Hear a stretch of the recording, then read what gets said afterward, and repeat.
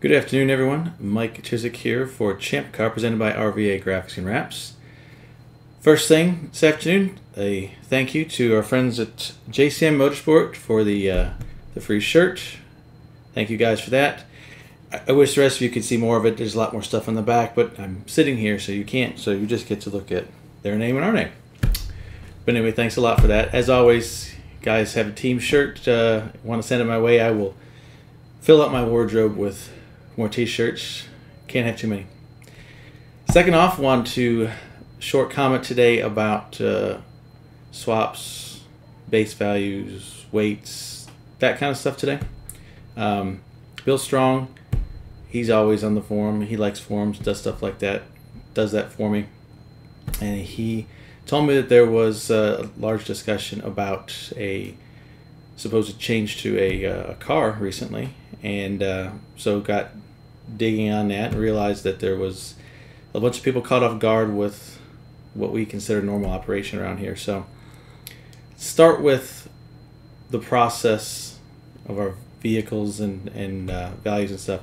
We obviously have a list of a vehicle performance index VPI chart. You can find your car on that list, and you find the year, and then it tells you what your base vehicle value is, and you can go drive it like that. You can add parts to that, that add points to it, or as some choose to do, they can take the whole engine out of it, put a different engine into it. We call this a swap.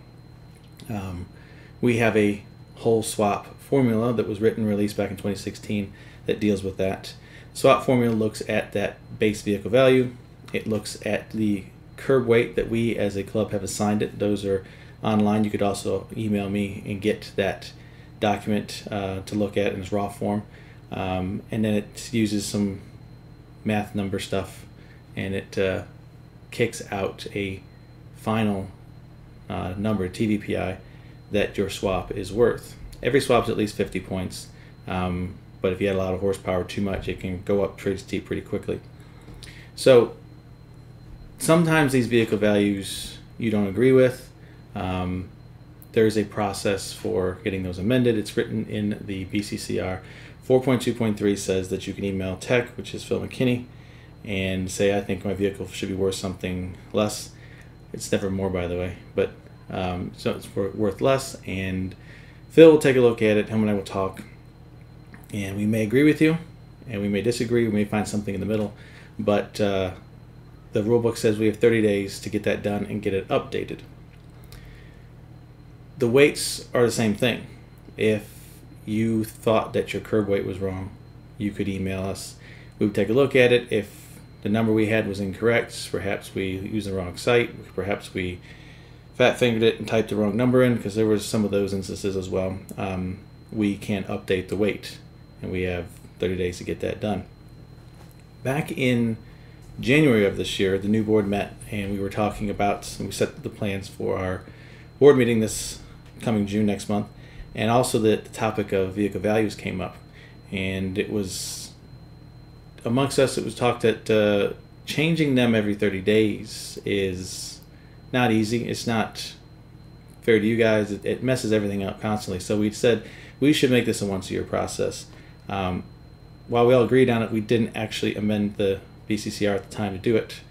So that means today, as you're watching this, 423 is still in effect, that we have 30 days to get these updated. So what happened in reference to the discussion that was going on in the forum was that doing a routine audit of vehicle weights, we found that one particular model, in this case it was the 30, was low on weight. Not sure where the original number came from, but when we look it up online, multiple sources confirm that it was this number, which was a few pounds heavier, maybe about 76 pounds heavier than the number that was in the system. So I updated that number. I do these about once a month, like I said. Most of the time it comes from you guys. You email me with these, you find things that are wrong. Occasionally I'm doing audits and I find them, but usually it's you guys, and I update them. And the E30 was updated about 30 days ago or so, and I think it was right before or after Daytona, something of that nature. And the effect was it dropped the cost of a swap in the car by about 3 points, but that brought it down to 500 points instead of a little over 500.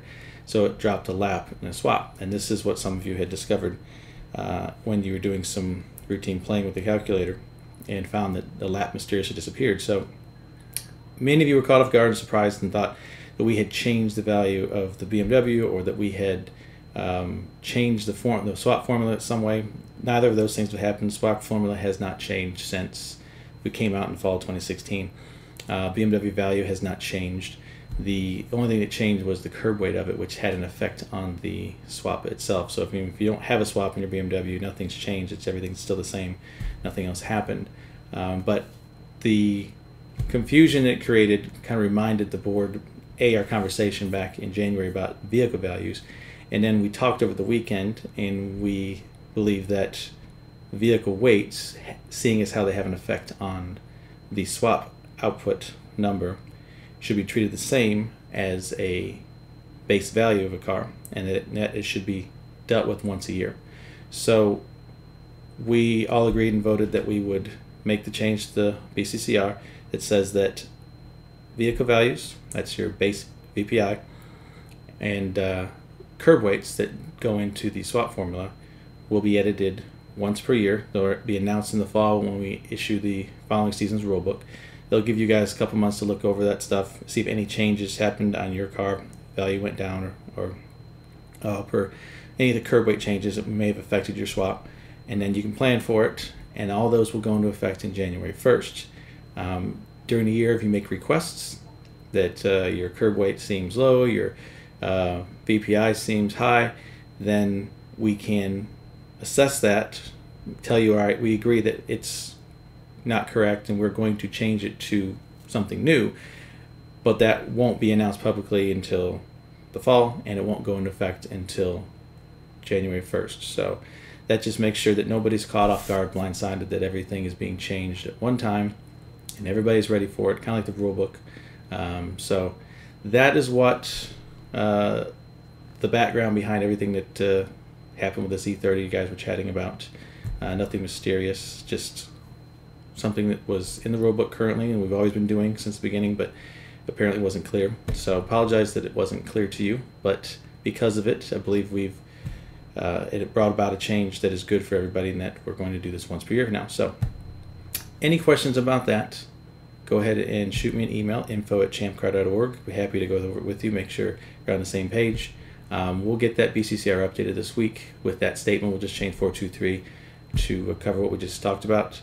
And we'll do our first update here this fall with the release of the 2019 rulebook. In the meantime, guys, Watkins Glen, next weekend, I got a lot to get ready for.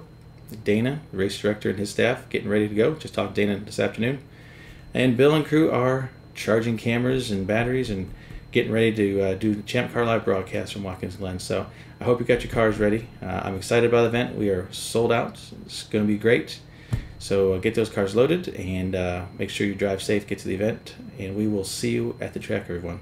Thanks. Bye.